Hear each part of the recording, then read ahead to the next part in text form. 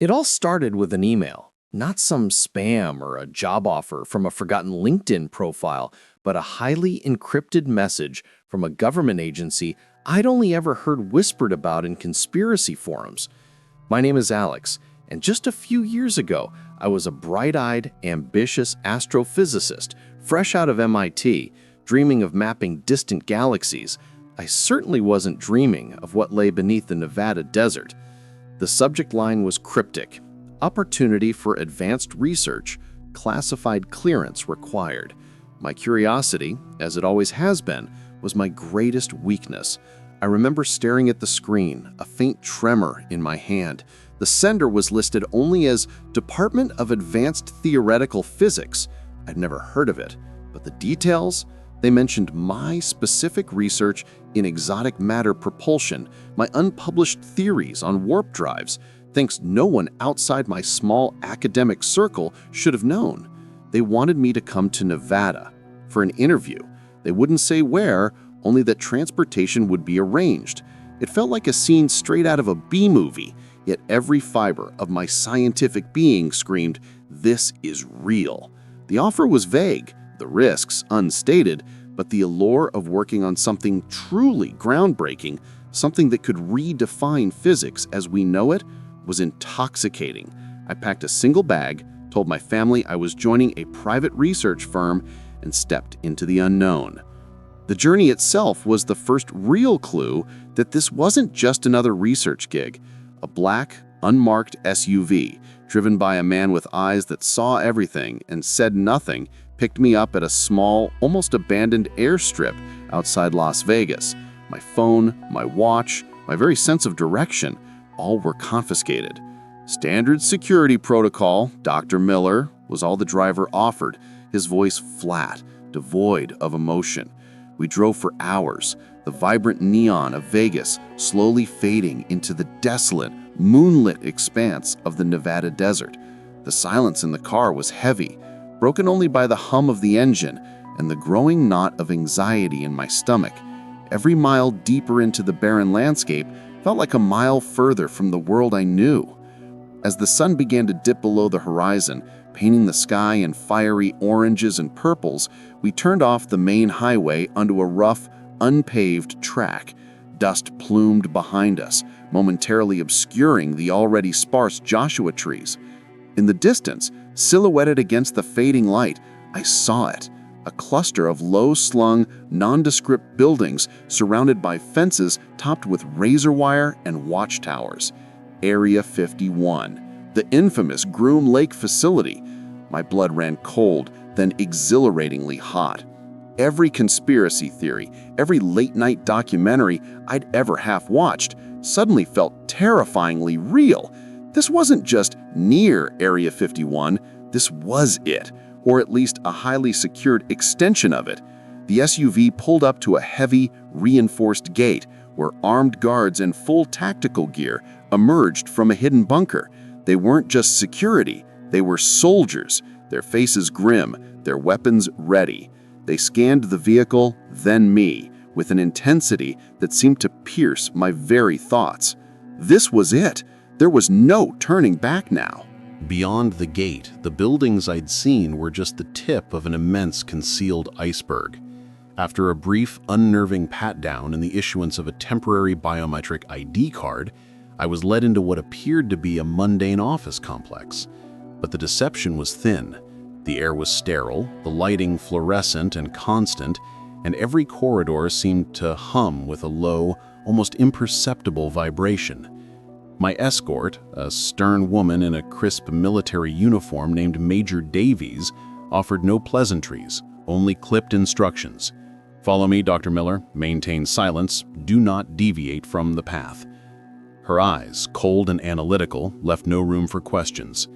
We walked through several security checkpoints, each requiring retina scans and voice authentication, before reaching a set of massive reinforced elevator doors. This wasn't just a base, it was a fortress.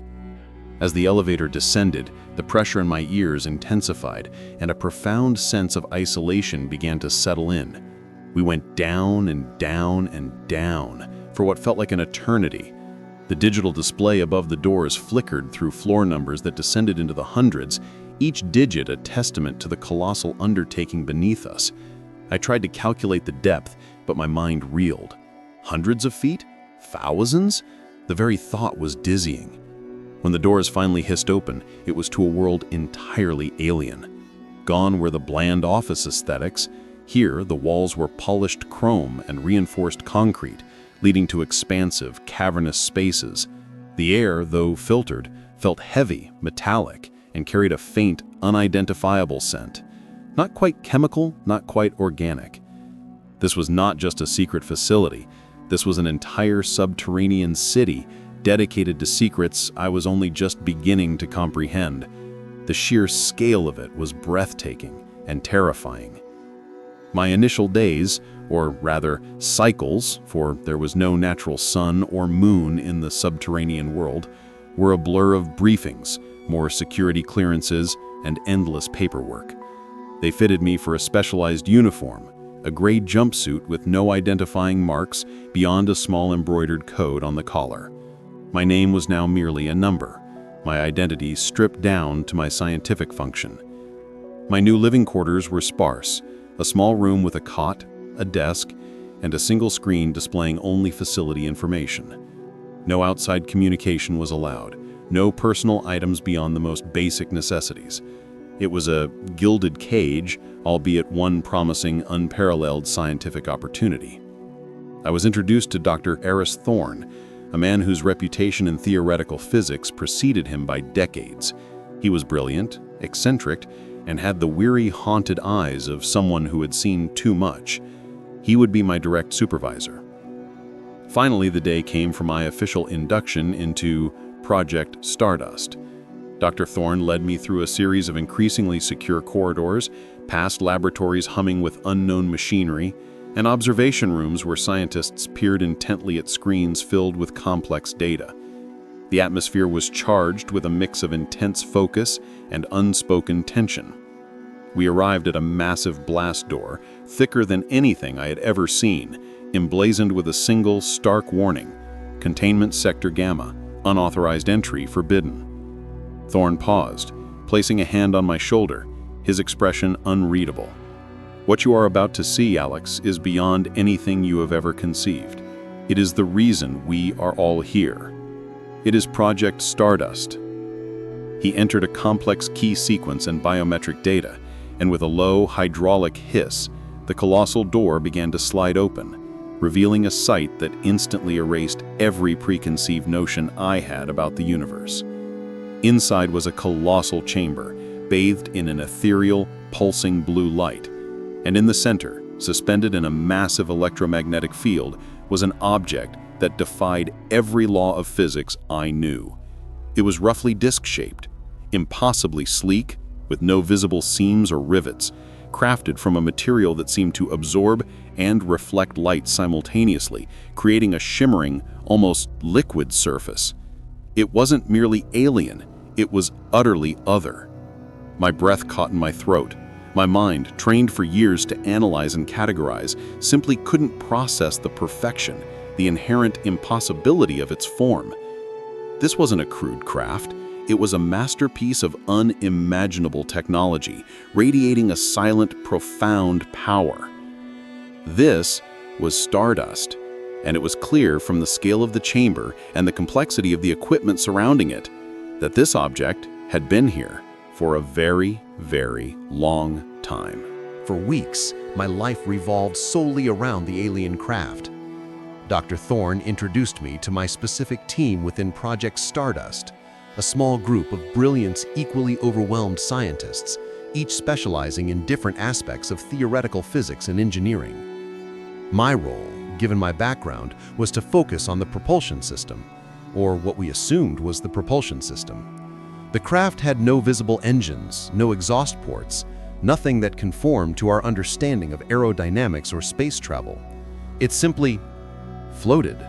Its surface, when touched with specialized instruments, felt cool and impossibly smooth, resisting any attempt at sampling or analysis. It was a perfectly sealed enigma. Every day was a puzzle, a relentless pursuit of answers that seemed to dance just beyond our grasp. We ran countless simulations, analyzed energy signatures, and theorized about exotic matter and gravitational manipulation. The craft emitted a low, continuous hum, a vibration that seemed to resonate not just through the chamber, but through the very air, subtly affecting our senses. Sometimes, if I stood close enough, I could almost feel a presence, a faint, intelligent echo emanating from within the metal. It was as if the ship itself was silently observing us, perhaps even judging our clumsy attempts to comprehend its mysteries. Dr. Thorne, who had been studying the object for years, often spoke of this resonance. He believed the craft was more than just a vehicle. He suspected it was a living entity, or at least intimately connected to one. One evening, deep into my shift, alone in the main chamber, save for the ever-present security cameras, I noticed something new. A subtle shift in the blue light emanating from the craft. It wasn't just pulsing, it was patterning. Faint geometric shapes began to shimmer across its surface, fleeting glyphs that appeared and vanished in a silent dance. My heart pounded. This wasn't random. It was a sequence. I scrambled to activate recording instruments, desperate to capture this phenomenon. As I focused, one specific pattern lingered, a complex fractal evolving into what looked eerily like a stellar map, pointing towards a constellation I didn't immediately recognize. Was it trying to communicate?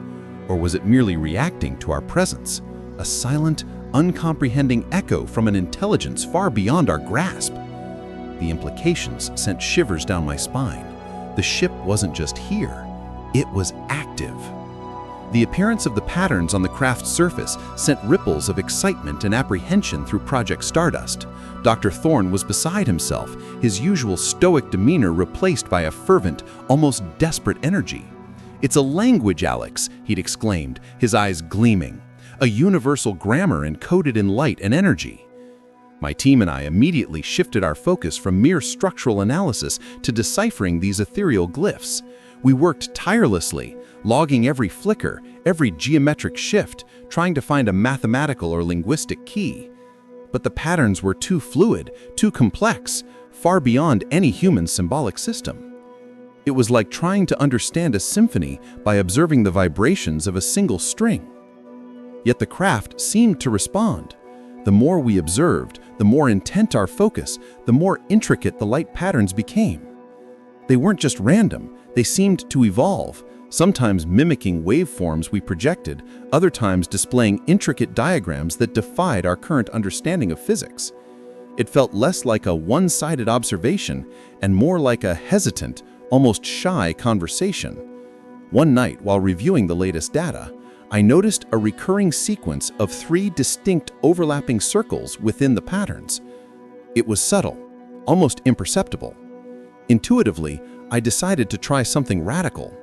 Using a modified light projector, I broadcasted a simple repeating sequence of 3 pure sine waves at the craft, each corresponding to a different frequency, hoping to mirror the pattern I had observed. For a long moment, nothing happened. Then the blue light of the craft intensified, and the 3-circle pattern burst forth across its entire surface, brighter and more stable than ever before. A low, resonant tone, like a deep cello note, filled the chamber, vibrating through my very bones. It wasn't just a hum anymore, it was a sound, pure and profound. My heart pounded with a mix of terror and elation. It had responded. It understood. Or at least it recognized my attempt at communication. Dr. Thorne rushed in, alerted by the facility's sensors, his face a mask of awe. "You've done it, Alex," he whispered, his voice thick with emotion. "You've opened a channel." But as the initial euphoria subsided, a chilling thought crept into my mind. If we could talk to it, what exactly was on the other side of that conversation, and what did it want to tell us? The implications of that question were far more terrifying than the silence had ever been. The discovery that the craft could communicate, even in such an abstract way, galvanized the entire facility. The initial excitement, however, quickly morphed into a more serious, almost frantic endeavor. Our small team was expanded, joined by linguists, mathematicians, and cryptographers, all working under intense pressure. My three-circle sequence became our Rosetta Stone, a foundational input that seemed to unlock more complex responses from the craft. The patterns it projected grew increasingly sophisticated, evolving from geometric shapes into complex, multi-layered simulations that hovered in the air like holographic projections, depicting cosmic events, intricate biological structures, and what appeared to be vast, alien cityscapes. It was a flood of information, a torrential downpour of knowledge that threatened to overwhelm our collective understanding. We began to realize that the craft wasn't just sending data, it was teaching. It was transferring knowledge directly into our analytical systems, bypassing conventional language barriers. We saw star charts that were centuries ahead of our own, engineering schematics for devices that could manipulate space-time, and biological blueprints for life forms unlike anything on Earth. Dr. Thorne, his face perpetually etched with exhaustion and awe, believed it was an attempt to accelerate our technological and scientific evolution. "They're giving us the keys to the universe, Alex," he'd murmur, often late at night, his voice a mixture of wonder and dread. But for what purpose? As we delved deeper into the transmitted data, a disturbing pattern began to emerge, subtle at first, then increasingly overt. Interspersed within the wondrous scientific information were recurring visual motifs of planetary destruction, of civilizations reduced to dust, and of shadowy, predatory figures lurking on the fringes of galactic maps. These weren't overt warnings, but rather embedded subtexts, like ghost images within a clearer picture. It was as if the alien intelligence was showing us both the immense potential of advanced technology and its catastrophic pitfalls. One particular sequence haunted me, a beautiful, lush planet, rapidly consumed by an expanding crystalline growth, leaving behind a barren, lifeless husk. The accompanying data stream, though encrypted, hinted at a parasitic technology, a self-replicating force that consumed resources and worlds. The initial wonder I felt began to curdle into unease. This exchange of knowledge felt less like a gift and more like a desperate plea, or perhaps a grim prophecy. The more we communicated with the craft, the more the unsettling imagery intensified. The cryptic warnings of parasitic growth and galactic predators became clearer, no longer subtle background noise but central themes. We began to piece together fragments of a horrifying narrative. An ancient malevolent force, a biomechanical plague, was sweeping across the galaxy, consuming advanced civilizations. The craft we now suspected was not merely a vessel of knowledge, but a desperate messenger, perhaps even a refugee, carrying a warning that transcended time and space. The weight of this revelation pressed down on us, crushing the initial euphoria of discovery. We were not just studying a piece of alien technology. We were being shown a future that could very well be our own. But then the true nature of Project Stardust began to unravel. It wasn't just about understanding the alien technology or deciphering its warnings. The military personnel, who had always maintained a strict, watchful presence, started to become more active, more demanding. General Hammond, a grim-faced man who seemed to embody the very essence of cold, calculating power, began to appear more frequently in the observation rooms. He wasn't interested in the philosophical implications of galactic threats. He was interested in the weapons, the propulsion systems, the defensive capabilities hinted at in the alien data. He wanted to weaponize Stardust.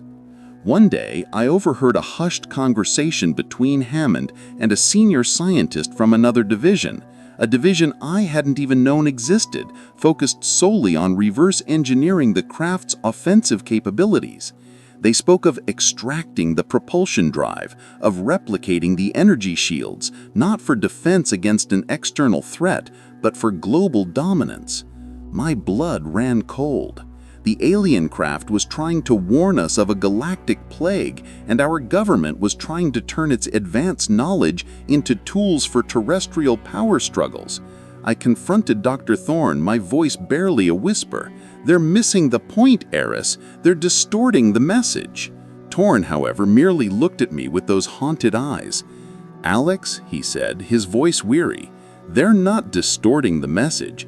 They're using it. This isn't about saving humanity from an alien threat anymore.